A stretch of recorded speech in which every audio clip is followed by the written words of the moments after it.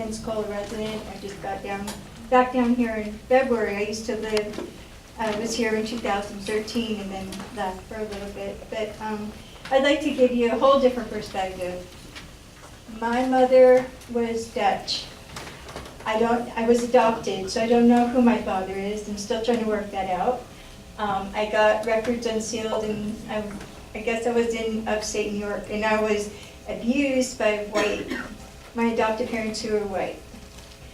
I have a daughter who is half Filipino, and my current last name reflects his name because I had better character than he did, so I just kept it.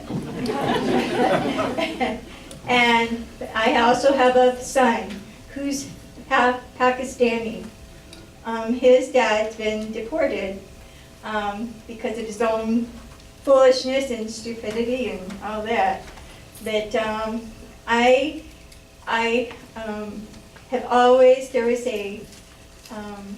I'm with SGI USA, and they have had a Gandhi Ikeda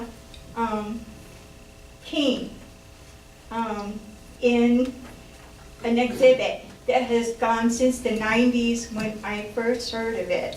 And I was in California at the time, and it was on Santa Monica College campus. And I've seen it, it goes over travels through, just like the miniature Vietnam Wall and all that. But I've looked at all of that. I empathize on different levels with you, with all that are here. I've been shaken by especially with the kids being murdered. There was an incident in California that the same thing.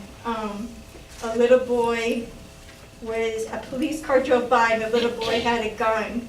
It was a toy gun, and he was shot because they thought it was real. The gang members these days put orange tips on the tops of real guns because they want you to think that it's fake, but it's real. And we're all in this room, and all of our community, the nation over, we're all at risk. We just don't know what's going to happen at any given moment, at any different, at any time. And it's our hope, it's my hope that we're all have the best for our hearts, as she said, our hearts, are what is the most important. So thank you. Yeah, Beyonce is going to respond to that, and then go ahead. Sir, would you mind just waiting just a moment until you'll be next? Keontae just wanted to respond to the last sharing.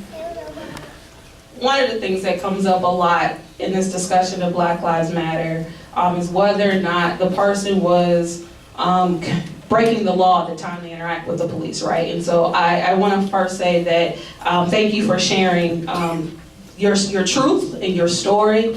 And I just want to address that very last bit to say what we, and Haley and I and Katrina and some others who do Black Lives Matter here, we talk about this a lot, is how is it that Dylann Roof was apprehended without a scar on his body, but we see videos of police officers shooting without even acknowledging that they are, officer steps forward and said, "Hi, I'm off." No, none of that ever happened.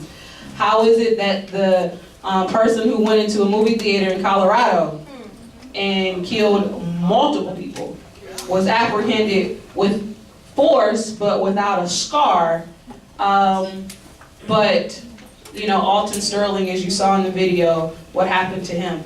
And so I just want to caution people, especially when we talk about implicit bias, and people in the African American community and across all communities are guilty of this, that we have to let that birth of a nation view of Black men are predators and out to get us, and black and brown men, I mean, even Trump has said something about a rapist, right? We've gotta let that go, because what we are doing is killing that person, that spirit, that opportunity to be great before that person does anything. And what we're seeing more often than not, particularly in, say, like the situation in Minneapolis, where we've got law-abiding citizens with real jobs, contributing to society, educated, who just by function and virtue of being black and interacting with the police, that they're being approached. No different than Trayvon Martin. You in one of the clips that's shared now in there, where you had the gentleman from Fox News said, well, Trayvon was murdered because he looked a certain way.